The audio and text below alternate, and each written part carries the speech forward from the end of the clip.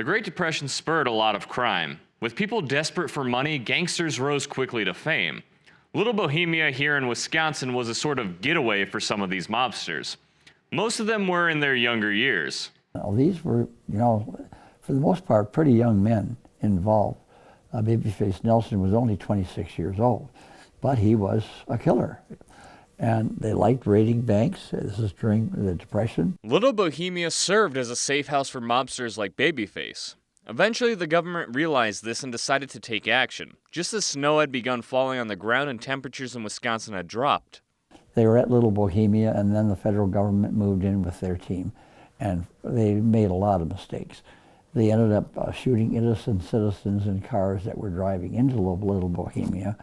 And when they raided and realized what was going on, they decided they would divide up and go their own individual ways.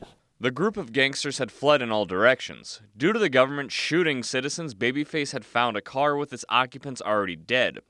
He pulled the corpses from the car and drove down Highway 51, where he hopped out at a home that had a family, but he figured that the home was far too visible. In a panic, Babyface decided to abandon the car and the house. On foot, he moved through snowy marsh, only in a three-piece suit and wingtip shoes. He found another home far from the highway.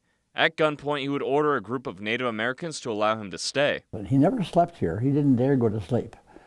This is over on Catfish Point across the lake. But he stayed awake, and finally he got to the point where he was desperate. So what he did, he traded clothes with the Native American. He said, here, you can have my three-piece suit, my wingtip shoes, and I'll wear what you're wearing. Babyface would eventually make it back to Chicago. Months later, his story came to an end when Lester Babyface Nelson got into a shootout with FBI agents that ended in his death. He was a tough cookie. He enjoyed killing people.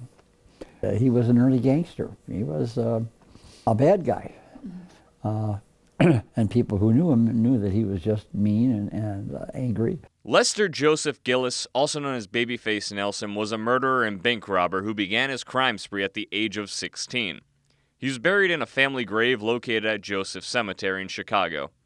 For Newswatch 12, I'm Logan Mish.